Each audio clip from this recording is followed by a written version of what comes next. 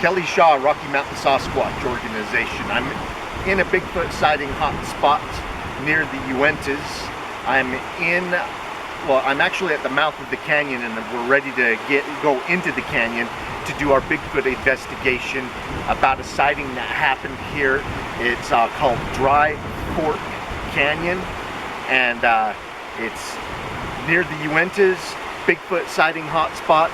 I'm gonna take the camera and I'm gonna pan around and show you guys the area while I tell you about the sighting reports.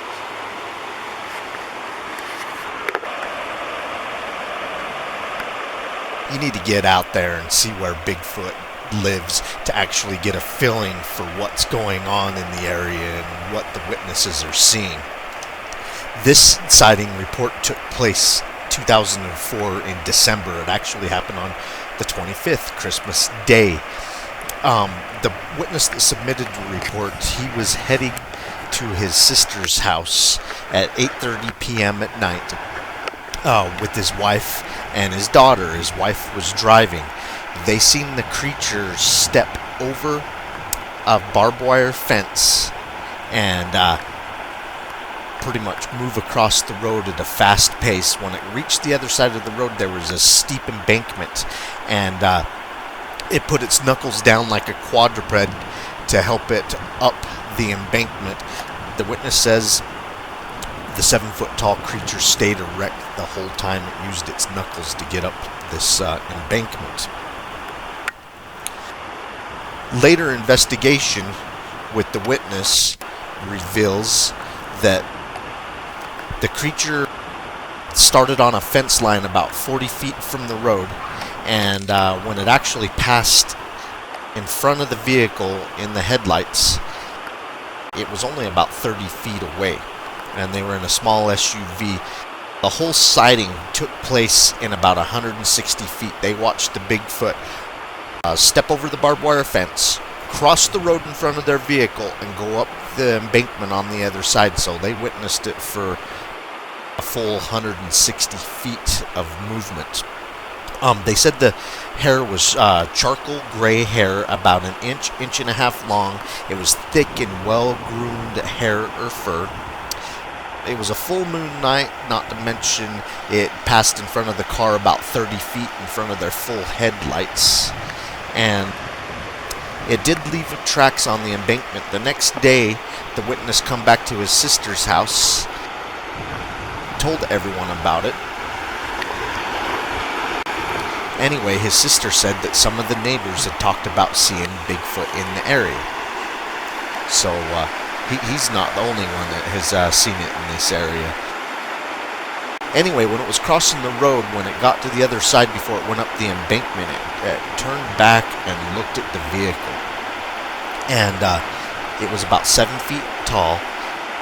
It had hair that bordered the face, and the face was basically flat, unlike a gorilla. It had flared nostrils. It had dark eyes, a prominent brow. The mouth was wide and slightly open. The skin on the body that was visible was lighter than the color of its hair or fur, and its head was peaked, with no point, with no apparent ears. It had a definite chin and a very thick neck. Crazy sighting report. Well, Jenny and I looked around the area, and we actually went up into the canyon where they seen the creature at the mouth of to take a look around. But what we really liked is we come across some pictographs. And at the beginning of this, and we're coming up to it again, at the beginning of this video, there was a pictograph of just some feet, some very large feet. And then when you go through the pictographs, and the estimates are that I've discovered that they believe these pictographs were 2,000 years, pretty close to 2,000 years old, most of them. Well, anyway, if you'll notice that a lot of the figures have little to no feet. And then there's one figure that is definitely a human figure that has giant feet. It looks like he's holding two decapitated heads.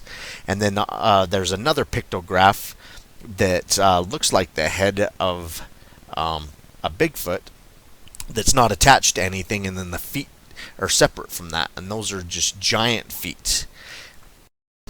I was talking to an archaeologist, and he was telling me that the ancient Utes used to depict figures of importance in their tribe, like a medicine man, the chief, or a great warrior with giant feet. And that got me to thinking, I'm sure that they knew Bigfoot was in the area, and like other animals, they like to depict their people with certain qualities of animals, like the strength of the bear, the speed of a deer. Well, what qualities did they see in Bigfoot to put these giant feet like these ones right here on their chiefs, their warriors, their medicine men when they were drawing them in artwork?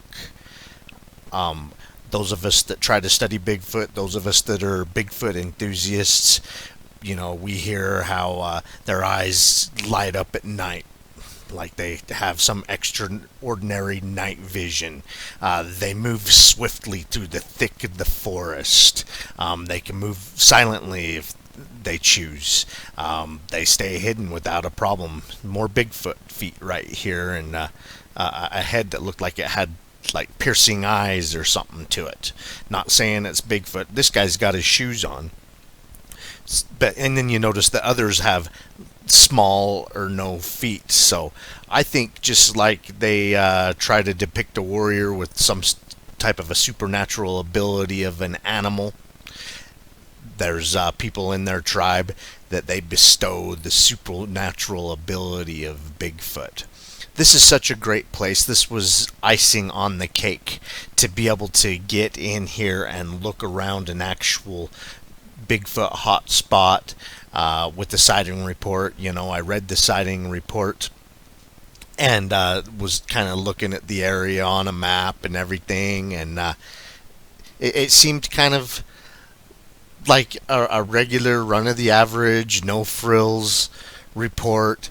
You get into the area and you're like, oh my heck, look at this place. And then you see where the area goes, the game, the wildlife, the scenery, and it puts a spin on it. You really got to get into these places and take a look around, not just read the reports and taking them at face value. I was just, when I read the report, they really didn't go into too much detail exactly what the surroundings were, and I was kind of thinking, yeah, right. And then Jenny and I get in here and we see the area. We get to see these pictographs that we didn't expect to see. We also checked out some more Bigfoot sighting hotspots, and we heard a little bit more about the lore of the area. This area was taken over by the Spanish conquistadors in the 1600s, and they enslaved a lot of these Indians to mine their gold and whatnot.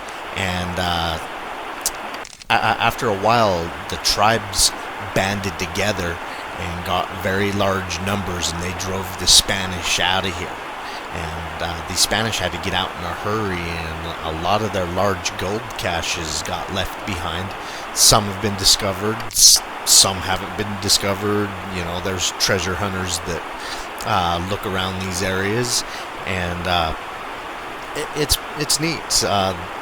The historical significance of the area, then the long history of Bigfoot sightings, and just looking at the pictographs and the feet that they're depicting on an actual creature, and then an actual chief or warrior in the tribe. It says a lot for what's going on here. I really believe that most of these people that come forth with the sightings in these areas since the 60s, 50s, to the recent times, I believe that they're seeing something unusual, and we all know what it is. There's Bigfoot in the area. Well, I really love bringing these sighting reports. It's exciting getting out there and seeing where Bigfoot lives. Keep on watching. We're going to keep on squatching.